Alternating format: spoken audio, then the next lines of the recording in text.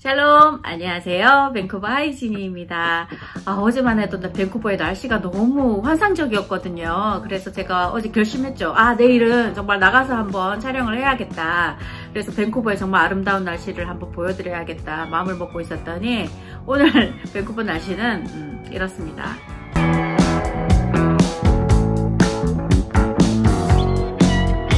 특히 한국에서 제 영상을 시청하시는 분들 댁 가정에, 물론 캐나다에 거주하시는 분도 마찬가지지만 한국이 지금 캐나다보다는 조금 더 심각하지 않습니까?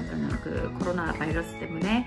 그래서 되게 별일 없이 이렇게 이 시간이 잘 지나가기를 정말 기도드리겠습니다. 자, 오늘은 제가 어떤 영상을 들고 왔냐 하면요, 캐나다 이민 실패 사례를 통해서 여러분께서 어떤 것들을 고려해야 되고 어떤 것들을 조심해야 되는지 미리 알 수 있는, 도움이 되는 영상이 되지 않을까 싶습니다. 자, 여러분 이민을 결정하셨으면 이 영상 보시고 단디 각오하고 오시길 바랍니다. 단디? 알아들으셨죠? 여러분께서 일단은 입국을 하셔야 되지 않습니까? 부부가 동시에 들어오는 경우에 보통 한 분이 학교를 등록하시고 다른 한 분이 오픈 워킹 비자를 받으면서 이제 아이들을 무상 교육의 혜택을 받는 방식으로도 많이 하고 계시는 걸로 알고 있어요. 근데 여러분께서 학교를 등록하신 배우자의 경우에 학교를 가시게 되면 전혀 문제가 없는 일이지만요, 학교를 등록을 하셨는데 학교를 가지 않고 다른 배우자가 오픈 워킹 비자만 받는 그런 혜택만 누리겠다 하시는 분들의 경우에 차후에 어떤 비자 심사에서 만약에 이 학교 가지 않은 사실이 만약에 확인되는 경우에는 비자가 리젝이 될 수 있습니다. 자, 이런 히스토리가 남는다면 차후에 영주권을 진행하는 가운데에서도 문제가 되실 수 있겠죠. 자, 그리고 두 번째 케이스 경우에는요, 엄마 혼자서 아이들을 데리고 이렇게 유학을 오시는 분들이 굉장히 많습니다. 이 주변에도 보면 아빠 혼자 아이들을 데리고 오는 것보다 엄마 혼자서 이렇게 아이들을 데리고 유학을 오시는 분들이 굉장히 많더라고요. 그런데 이 엄마가 미처 알지 못하고 준비 못하고 놓친 부분이 뭐냐 하면, 엄마가 예를 들어서 이제 학교를 등록하고 아이들은 이제 무상 교육 혜택을 받으면서 학교를 보냈을 때, 만약에 아이들이 아직 어린 경우에는 픽업이라든가 드랍이라든가 이런 것들을 모두 보호자분이 하셔야 됩니다. 근데 이거를 미처 알지 못하고 오신 경우에는 학교를 등록하고도 이제 아이들 케어 때문에 케어가 바빠서 학교를 가지를 못하는 경우가 있어요. 제가 그 경우를 봤거든요. 그래서 이런 경우도 똑같습니다. 첫 번째처럼 물론 내가 일부러 가지 않으려고 한 건 아니지만 그런 상황을 미처 예상을 못하고 계획을 못하면서 어떤 비자 승인에 어떤 문제가 생길 수도 있거든요. 자, 그리고 세 번째 경우를 한번 볼까요? 제가 다른 영상에서도 굉장히 여러 번 언급을 했었습니다만, 여러분께서 유학생 신분이라면요, 반드시 학교를 선택하실 때 공립학교를 제가 추천드리는데 이유가 있었습니다. 그 이유를 제 영상을 보셨던 분들은 지금 아마 바로 아실 텐데, 바로 포스트 그레주얼 워크 퍼밋을 받기 위해서입니다. 자, 사립의 경우에는요 거의 안 된다고 보시면 되고요, 공립의 경우에도 해당 학교에 지금 여러분께서 가시고자 하는 주에 해당 학교에 반드시 문의를 하셔야 됩니다. 내가 이 학교, 이 코스, 이 정규 과정을 밟을 예정인데 차후에 졸업하고 났을 때 포스트 그레주얼 워크 퍼밋이 발급이 되는지를 반드시 학교 측에 확인을 하셔야 됩니다. 이거를 미리 확인을 못 하시고 오셔서 막상 졸업까지 했는데 정말 그 1년이면 1년, 2년이면 2년 이런 긴 과정에 정말 힘들게 공부를 하시고 졸업을 하셨는데 포스트 그레주얼 워크 퍼밋이 안 나오는 학교였다. 이거를 졸업하고 나서 아시는 경우도 있어요. 그럼 어떻게 되겠습니까? 모든 계획에 차질이 생기겠죠. 자, 그리고 네 번째로는요, 어떤 재정적인 문제 때문에 다시 돌아가시는 분들이 많이 있습니다.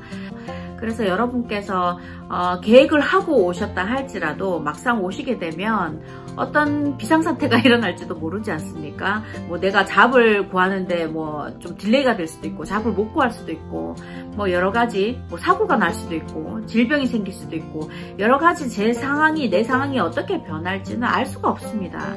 내가 취업을 하기 전까지, 그래서 내 가정에 인컴이 들어오기 전까지 어떻게 생활을 할 것인가, 그리고 내가 인컴이 만약에 들어온다 할지라도 여러분께서 막상 와보시면요, 고소득층의 직종을 바로 오자마자 구하기는 쉽지가 않습니다.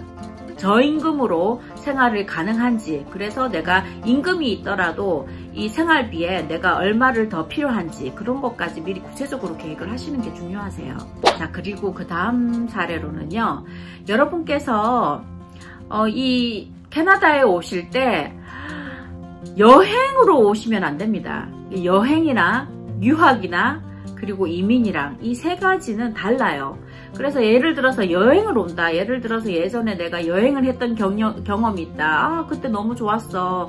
아, 다시 밴쿠버 가고 싶어. 다시 캐나다 가고 싶어. 이런 마음 드실 수도 있잖아요. 그런 여행의 경험 때문에, 좋았던 경험 때문에. 근데 이게 막상 이민이나 유학으로 오시게 되면요, 이 여행과는 180도 다릅니다. 여행은요, 여러분께서 하고 싶은 거 할 수 있고, 가고 싶은 데 갈 수 있고, 먹고 싶은 거 먹을 수 있고, 아예 작정하고 돈 쓰러 오시는 거잖아요. 근데 이 유학이라던가 이민의 경우에는 다릅니다. 완전 다른 경우예요. 여행은 그냥 꿈같이 그냥 좋은 거, 예쁜 것만 보면 되고, 좋은 것만 먹으면 되고, 내가 하고 싶은 것만 하면 되는, 아주 쉬워요. 돈만 있으면 되는 거. 그리고 여행이라는 게 뭐 몇 년 이렇게 여행을 오는 경우는 잘 없지 않습니까? 보통 뭐 몇 주에서 뭐 한 달 정도 이렇게 잡고 오시는 경우가 많은데, 그러면은 이제 체류 기간이 짧다 보니까 그냥 막 쓰게 됩니다. 한국 다시 어차피 가서 갚으면 되니까. 그런 마음이 크거든요. 근데 유학의 경우에는요, 유학이나 이민의 경우에는 현실입니다. 현실. 거기서 내가 살아야 되는 거잖아요. 생존을 해야 되는 겁니다. 그래서 여러분이 이민이나 유학으로 오실 때 이런 여행의 그런 단꿈을 안고 오시면 안 돼요. 그리고 이민과 유학은 또 다릅니다. 유학의 경우에는요, 보통 어떤 그 정해진 기간만 내가 학업만 하고 뭐 뭔가를 배우고 스킬을 배우고 이제 다시 돌아가지 않습니까? 한국으로. 이민을 계획하신다면 여러분이 현실적으로 부딪혀야 되는 그런 벽이 굉장히 많습니다. 제일 크게는 비자 문제, 거주 문제겠죠. 그리고 재정 문제, 그리고 취업 문제, 그리고 만약에 가족이 있으시다면 또 부양의 문제. 한국에서 모두 이렇게 셋업되어 있던 내 삶을 이민이라는 것은 다시 바닥부터 생각을 하셔야 돼요. 그런 각오가 있지 않으면 좀 힘드실 수도 있습니다. 이 생각보다 오셔서 언어에 대한 적응을 못 하시는 분들이 꽤 많습니다. 어떤 분들은 1년 만에라도 정말 어떤 그 캐나다 생활을 정말 적응을 하시고 영어도 잘 하시는 건 아니지만 겁 없이 이렇게 덤비시는 분들이 계시는가 하면 5년, 10년 이렇게 있어도 이 생활 전반적인 패턴이 이게 뭐가 어떻게 돌아가는지도 아예 모르시는 분도 많고 아예 영어를 안 쓰려고 하시는 분들도 꽤 있어요. 이제 그러다가 어느 순간 내가 한국에서 가졌던 커리어도 똑같은 커리어를 가질 수도 없을 뿐더러 이제 영어가 안 되다 보면 자신감이 떨어지고 내 자존감도 떨어지면서 더 이상 이 땅에서 내가 살아갈 이유가 없어지고 왜 있어야 되는지도 모르겠고 그 이유를 찾기 힘든 거죠. 그래서 살기 싫어집니다. 그냥 언어 자체로 끝나는 게 아니지 않습니까? 어떤 사람과의 관계를 만드는 데도 언어가 필요하고 그리고 내가 취업을 하는 데도 언어가 필요하고 자, 이 언어라는 한 부분 때문에 파생되어서 연결되는 고리가 굉장히 많지 않습니까? 근데 이 중요한 언어가 되지 않는다. 그러면 그 모든 파생되는 것에 모든 것들이 차단이 되겠죠. 그러면 굉장히 자기 자신이 작아지고 외로워집니다. 그러면서 어떤 그 이민 생활에 적응을 못 하시고 또 돌아가시는 분들도 있어요.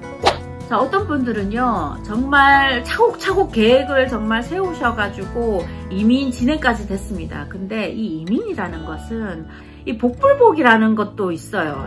예를 들어서 어떤 이민을 진행 중에 이 이민법이 바뀌는 경우가 있습니다. 그러면 진행했던 것들을 사용할 수가 없어요. 이 이민법이 언제 바뀌고 또 없던 게 생길 수도 있고 생겼던 게 없어질 수도 있고 이게 이민법이거든요. 점수도 언제 달라질지도 모르는 상황 때문에 여러분이 준비하시다가도 정말 패닉이 오시는 경우가 있어요. 이거는 준비를 아무리 잘한다고 해도 어떤 이런 상황이 그냥 생겨버리면 정말 어쩔 도리가 없는 경우도 있거든요. 그런 경우에 또 그런 경우에 또 이민이 힘들어지시는 경우도 있습니다. 그리고요, 한국에서 혹시 음주 기록, 범죄 기록이 있으신 분 같은 경우에 미리 사면 신청을 하지 않고 이렇게 들어오시는 분 경우에 있죠. 굉장히 위험할 수 있습니다. 그래서 여러분께서 어떤 음주 기록, 어떤 범죄 기록을 예전에 가지고 계셨던 분이라면 여러분께서 반드시 변호사와 이주공사와 상담을 하셔서 사면 신청을 미리 하셔야 돼요. 담당하시는 이주공사도 그런 쪽으로 경험이 많으신 이주공사를 찾으셔서 상담을 하시고 계약을 하셨으면 좋겠어요. 그래서 뭐 비용이 저렴하다고 해서 무조건 이쪽으로 가셨다가 근데 알고 봤더니 경험이 크게 없어요. 그러면 어떤 여러 가지 사례가 있을 때, 어떤 여러 가지 상황에 처해 있을 때 그런 경험이 많은 이주공사 같은 경우에는 그 처리가 빨라요.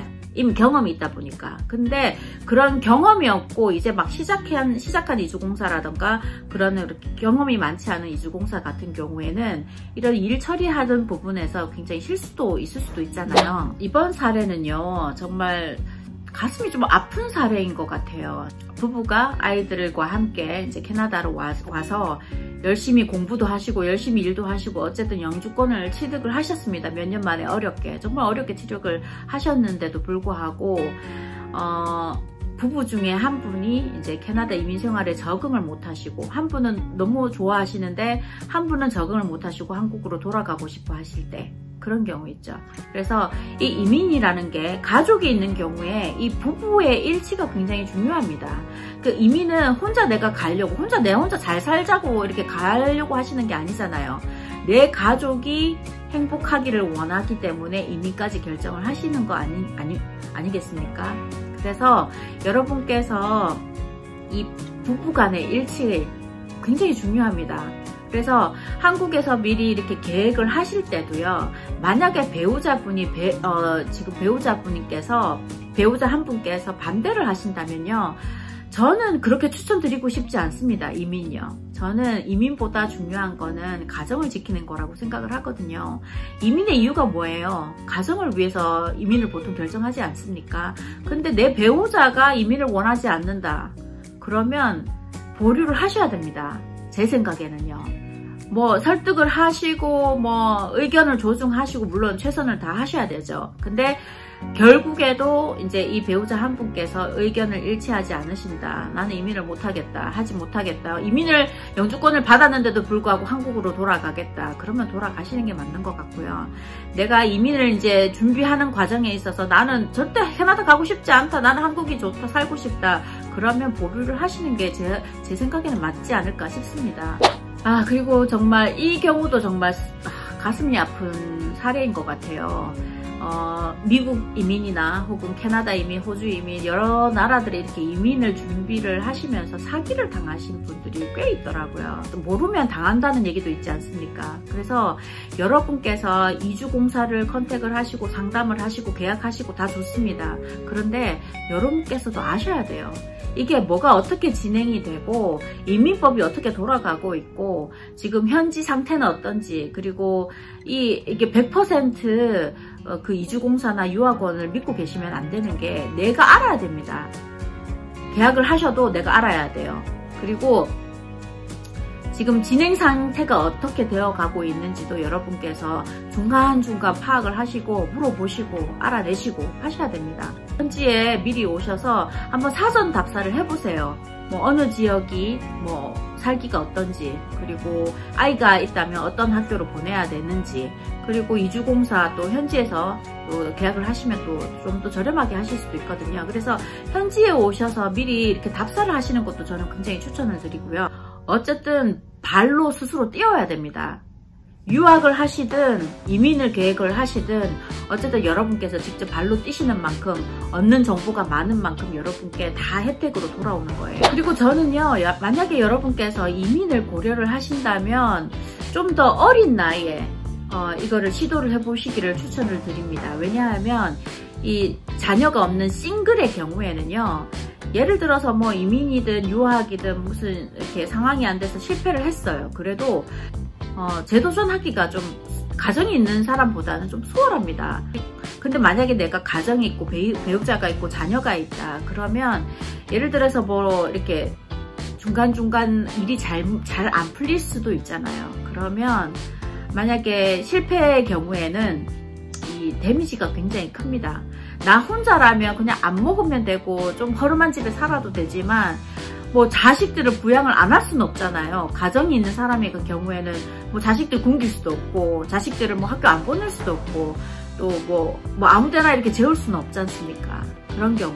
그래서 만약에 이민을 여러분이 계획을 하신다면 1살이라 어릴 때 저는 그냥 이민을 계획을 하셨으면 좋겠고요. 그리고 이제 다음 사례로는 유학 후에 이민을 결정을 했는데 어쨌든 실패해서 귀국하시는 경우도 있어요. 예를 들어서 뭐 취업이 아예 안 되는 경우 있죠. 뭐 어쩔 수가 없지 않습니까? 나는 비싼 돈 들여서 정말 이 공부를 하고 졸업을 어렵게 했는데 막상 졸업하고 보니까 취업이 잘 안 되는 학과였다던가 아니면 이렇게 스폰서를 구하지 못했다던가 그런 여러 가지 취업이 안 되는 이유로 다시 귀국하시는 경우도 있습니다.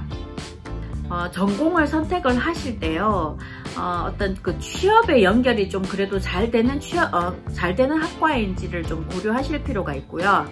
그러나 이제 또 다른 사례로는요, 내가 취업이 아무리 잘 된다고 해서 이 전공을 선택을 했지만 정말 내하고 적성이 안 맞으면요, 전 대통령도 저랑 안 맞으면 못하는 거지 않습니까? 그래서 막상 정말 취업이 잘 된다고 해서 들어갔는데도 내가 공부를 못하는 경우가 있어요. 적성이 안 맞으니까. 재미도 없고 힘들고. 그래서 중간에 포기하면서 다시 귀국하시는 경우도 있어요.